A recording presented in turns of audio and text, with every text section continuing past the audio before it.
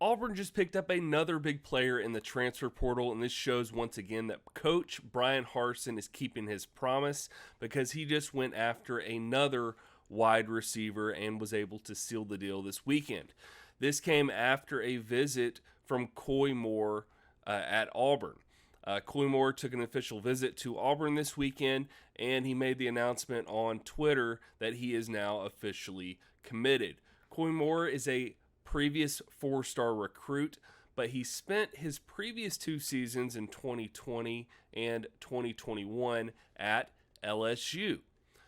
His first season at LSU in 2020, he had a fairly decent year. He was able to get 22 receptions for 177 yards. Unfortunately, he was not able to see the production and playtime he was hoping for, which led him to enter the transfer portal in October of 2021. He actually did enter the transfer portal the week before or right before the Auburn game in Death Valley. According to On3, the reason for Coy Moore entering the transfer portal in October was due to his need to raise his grades. He needed to get his GPA up in order to be eligible to transfer to another school, and it looks like that was successful on his part.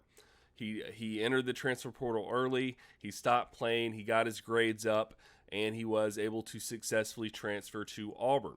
This is another good move for Auburn and for Brian Harsin because wide receiver was an area we had some concerns. We lost a lot of production this season when we lost our two of our top three receivers in Kobe Hudson and D-Rob. Both players are off the team, and that left some obvious holes in our receiving room. Now we have some transfers who've come in that should fill those gaps and should make us a lot more ready for the start of this season in the receiving room, especially when we have a new quarterback coming in more than likely. If it's TJ Finley, yes, he played 3 games, but he had 3 pretty rough games at the end of the season. Odds are we're going to have a new quarterback and a new system if it's someone like Zach Calzada or even possibly Robbie Ashford.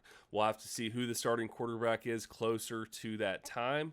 But for now, this adds some more experience in the wide receiver room that is very much welcomed, especially when you look at how much talent and how much offensive production was lost in losing 2 of our top 3 receivers, and we also lost Elijah Canyon to the transfer portal to Purdue. So that's where we are. This is a big announcement, a big get for Auburn. So let's see what happens with Coy Moore as he comes to the Plains and plays for Auburn this fall.